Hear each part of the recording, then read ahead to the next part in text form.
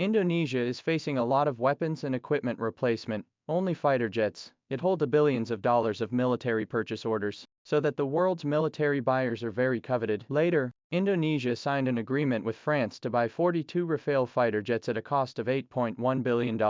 But the fierce showdown in the India-Pakistan air war that took place on May the 7th this year, like a heavy bomb, completely broke the original seemingly calm state of the military trade. Indonesia's fighter aircraft procurement decisions have far-reaching and long-lasting impact. In that highly publicized air battle, J-10C fighter jets, with its outstanding performance and exquisite tactical use, easily shot down Rafale fighter jets in a stunning manner. The result not only shocked the global military community, but also triggered an uproar in Indonesia, with a tidal wave of opposition to the procurement of Rafale fighters. The Rafale, as a star product of France's Dassault Aviation, has always had a high reputation in the international arms trade market. It is claimed to have advanced avionics system, powerful weapon mounting capacity and excellent multi-purpose combat performance, and has participated in military operations in Afghanistan, Libya, Mali and Syria, etc., and is touted by the West as an advanced fighter jet that has been tested in real battles. However, the India-Pakistan air war has mercilessly uncovered the real strength under its magnificent veneer. In this evenly matched air battle, the Rafale fighter jets faced the J-10C exposed many problems, whether it is maneuverability,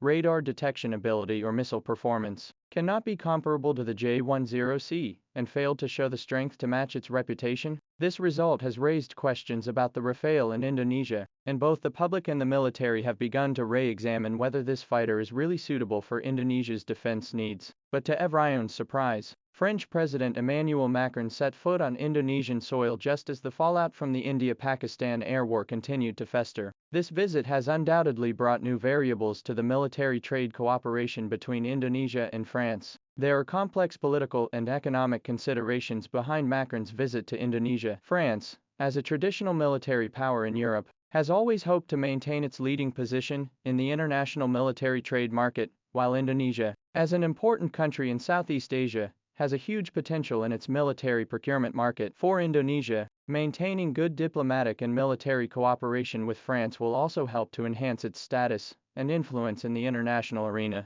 According to an article published in the South China Morning Post on May the 28th, a series of cooperation agreements were signed during the meeting between the two countries' decision-makers, including a letter of intent on defense cooperation. The letter of intent confirms that Indonesia will purchase many French weapons and equipment. Sources say that in addition to the purchase of 42 Rafale fighter jets, an additional 6 to 18 fighter jets may be purchased, but also involves the purchase of 2 submarines, 13 sets of Thales long-range radar systems, as well as an unspecified number of corvettes and Caesar artillery and ammunition, and other equipment. Singapore's Lian Zhao reported the same news on May the 29th, and Macron also spoke of securing orders for France's Rafale submarines and frigates in a subsequent conversation. When this news came out, it was as if Indonesia was really going to purchase Rafale fighters on a large scale, and the J-10C fighters were no longer a hopeful purchase for Indonesia. Will this really be the case? In fact, when we analyze this event in depth, we will find that things are far from the surface so simple. Macron's visit to Indonesia. Indonesia, in order to give France this old military power enough face, but also in order to maintain good diplomatic relations between the two countries, the signing of this letter of intent can be said to be a kind of inevitable thing. Many people may think that countries do not talk about face between them, but this is not the case. Looking at the international relations of the world's countries, it can be found that the relationship between the heads of state will affect the relationship between the two countries on a very large scale. And in international relations, face often involves the dignity of the country and international image. France, as one of the permanent members of the UN Security Council, has a pivotal position in international affairs. If Indonesia during Macron's visit to its proposed military trade cooperation intention to ignore, or explicitly refuse to purchase Rafale fighter aircraft, that is, Indonesia does not give face, this will undoubtedly damage the relationship between the two countries, and may even affect the two sides in other areas of cooperation. There is also a very important point, is that the previous Indonesian procurement of Rafale fighter jets of the motion would have been Indonesia's current President Prabowo as Indonesia's defense minister reached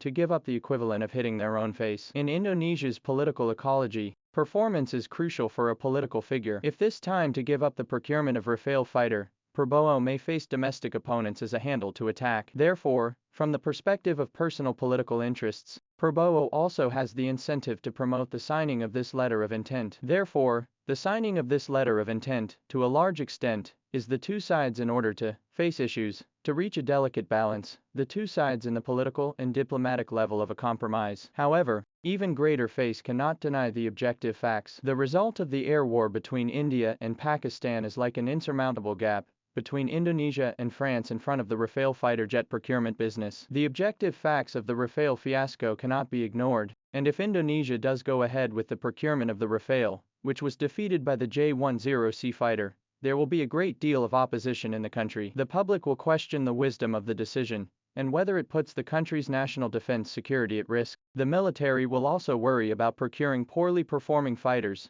and affecting the combat effectiveness of its troops. Against such a backdrop, the procurement business between Indonesia and France on Rafale fighter jets is not destined to move forward smoothly. In fact, after the publication of the letter of intent between the two sides, the voice of opposition within Indonesia has already sounded. So, in the light of all the circumstances, the business is likely to stay on this letter of intent, and ultimately it will be difficult to reach a formal deal. Because the letter of intent is not equivalent to a formal purchase contract, the two sides in the subsequent negotiations also need to price, technology transfer, after-sales service and many other details of in-depth consultations. And in the shadow of the outcome of the India-Pakistan air war, these negotiations will undoubtedly become even more difficult. The French side is likely to insist on its high price and limited technology transfer conditions, while the Indonesian side will demand a lower price and more technology transfer content, citing the Rafale's performance in actual combat. The huge difference between the two sides in the interests of the demand,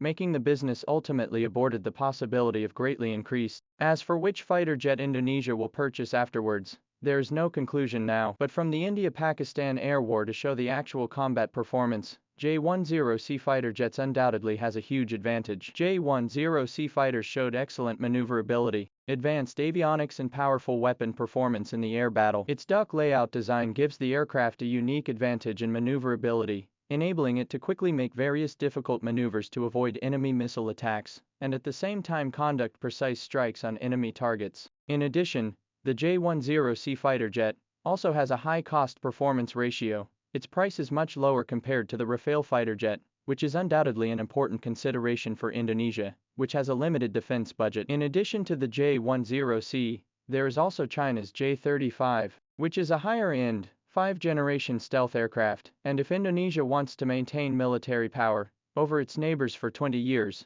purchasing China's J-35 may be the optimal option. In addition, there is also Indonesia and South Korea joint research KF-21 fighter, said to be joint research but Indonesia basically just funding. In addition, this fighter in the range, radar, avionics, engine thrust, load capacity and other aspects of the performance is not as good as China's J-35, although South Korea said that it is stealthy, but the missiles are hung on the outside, and even the stealthy ballistic tanks have not been counted as a half-stealthy fighters. There is currently no Indonesia has not yet seen any intention to buy this fighter. Other options include Russia's Su-35 and the US F-16V fighter jets, which could also become Indonesia's choice. However, Su-35 fighters are affected by international political factors, and their export is facing a certain degree of uncertainty, while the US F-16V fighters have good performance, but the US tends to attach a lot of other conditions to military sales, which also makes Indonesia have some concerns when purchasing them. The procurement of the United States of America 5th-generation stealth aircraft will also face the same situation. Therefore, in comparison, the J-10C fighter has a greater advantage in terms of performance, price and political factors. The probability of being selected by Indonesia will still be greater than the Rafale fighter. In the fierce competition in the international arms trade market, strength and actual combat performance are the ultimate determining factors. Indonesia's Rafale fighter procurement may not only face in interests of the game, but also on the performance of national weapons and equipment attest. No matter what choice Indonesia makes in the end, it will have a far-reaching impact on the international military trade pattern. Whether the J-10C fighter jet can stand out in this competition and become a new force in Indonesia's national defense deserves our continued attention.